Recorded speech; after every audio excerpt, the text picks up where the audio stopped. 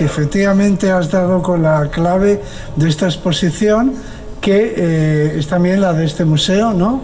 Aquí siempre decimos que este es un museo con valores. Nosotros tenemos principios, no solamente principios de construcción del edificio, sino principios en los que se sustenta, sobre los que se edifica este edificio, principios que vienen desde muy atrás, porque antes hubo aquí un monasterio en el que ocurrieron cosas muy importantes en relación con la humanidad y los derechos humanos, y que nos inspiran, ¿no? Entonces aquí lo que nos interesa desde el primer momento es tratar de lo que nos importa, que es la condición humana, la naturaleza humana. Siempre dijimos que este no era un museo arqueológico, hay elementos arqueológicos y paleontológicos, sin duda, pero porque se continúa hasta el presente, se proyectan hacia el futuro y nos llevan a reflexiones como las que tú has hecho. O sea, exactamente eso es lo que nos proponemos, hacer aquí con cada exposición. Estimular esas reflexiones, debates, en fin, actividades. Tan importantes son los fósiles como las actividades que se hacen en torno a ellos, y las que tienen que ver con la infancia en particular, pues son especialmente importantes, ¿no? O sea que eso es lo que hemos pretendido, no solamente exhibir. Esto no son exhibiciones, se exhiben objetos importantísimos, pero sobre todo se tratan cuestiones que son importantes para el ser humano, y así es como vamos construyendo este museo en construcción, ¿no? Todavía en su adolescencia. Es un museo que está en su etapa adolescente. El título podría haber sido, barajamos muchos títulos para esta exposición, y hay uno que descartamos, pero sería el más correcto, que es el de niños muertos. Es una exposición sobre niños muertos. La gente ve un fósil y dice, y lee, murió a los 4 años. Bueno, pues efectivamente, es un niño muerto lo que estamos viendo, ¿no? Entonces la causa de su muerte y cómo fue su vida hasta ese momento nos interesan y nos hacen pensar. Simplemente eso.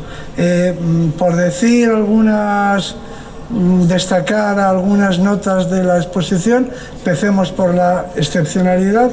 Es la primera vez que se exhiben 3 cráneos humanos del Pleistoceno medio, de la cima de los huesos, que se unen a los otros 2 cráneos que tenemos en la exposición permanente. Es decir, que ahora ya tenemos más cráneos aquí a la vista del público, y simplemente estos cráneos son el producto de las reconstrucciones que vamos haciendo año tras año, aún no están completos, esperamos completarlos más adelante, ¿no? Pero son 3 cráneos más que se pueden ver, que puede disfrutar el público, y esto ya en sí mismo es un acontecimiento, ¿no? 3 cráneos del Pleistoceno medio que salen a la luz o que vuelven a la luz. Bueno, pues es una gran noticia que se puedan visitar estos cráneos, pero es que además estos cráneos tienen historias muy interesantes con relación a la vida de los niños en el pasado. Es una historia de la infancia y de la preadolescencia. En particular, estos cráneos murieron en un momento de la vida que es el que conocemos como preadolescencia. Son los 3 preadolescentes de la cima de los huesos. Luego tenemos también individuos que son adolescentes, pero esta es una etapa anterior de la preadolescencia.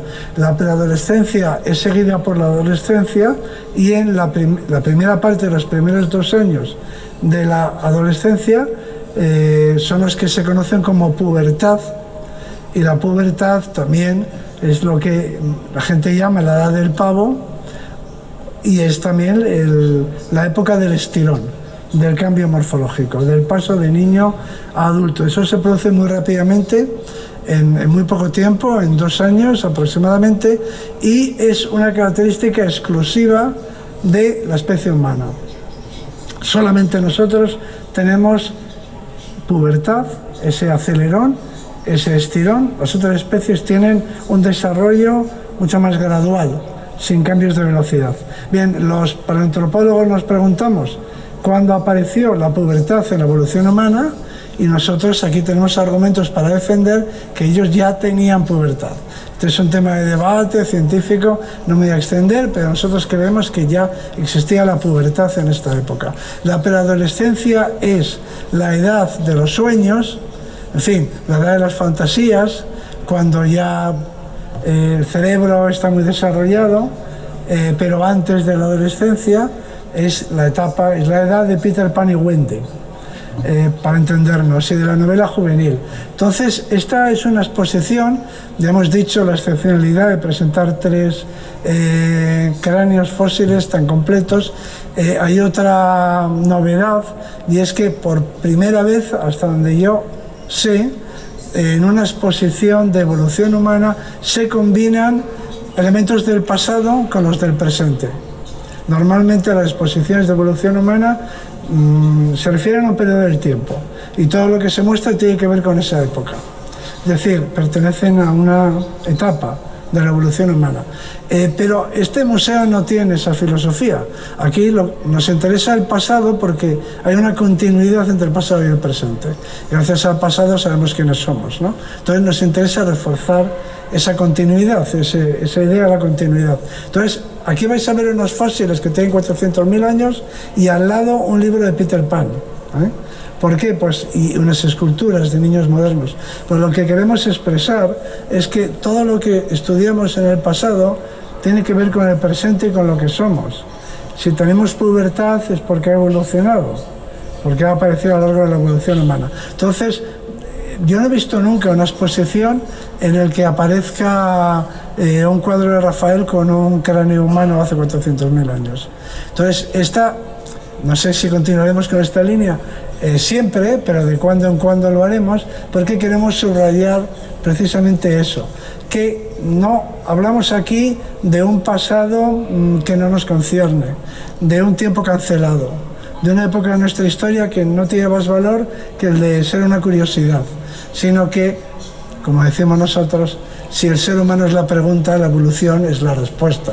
Hay que buscar las respuestas en la evolución.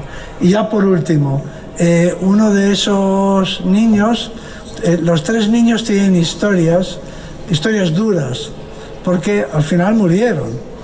Es decir, que son niños muertos, como he dicho al principio, ¿no?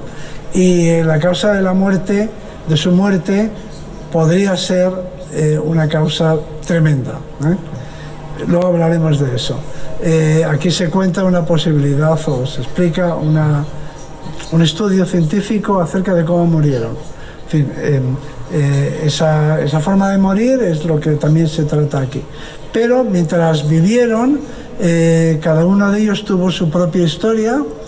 Uno de estos individuos sufrió un golpe terrible. Todos tienen muchos golpes, todos tienen muchos traumatismos. En general, la colección de la Sema de los Huesos tiene muchísimas evidencias de traumas, de haber recibido golpes, y desde el Canal 5 y todos los demás, y aquí también los tienen, y además, en particular, uno de ellos sufrió un golpe tremendo, uno de estos niños, en la ceja izquierda, que quizá le hizo que perdiera la visión de ese ojo, pero sobrevivió a esa enfermedad.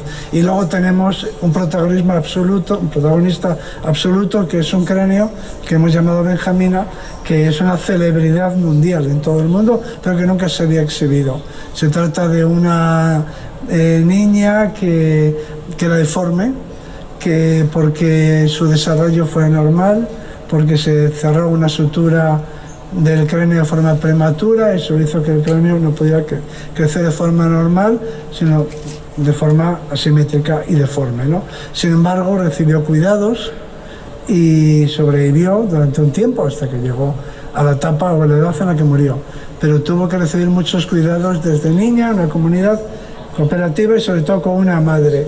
De los pueblos cazadores y recolectores, los huérfanos de madre no tienen ninguna posibilidad de sobrevivir.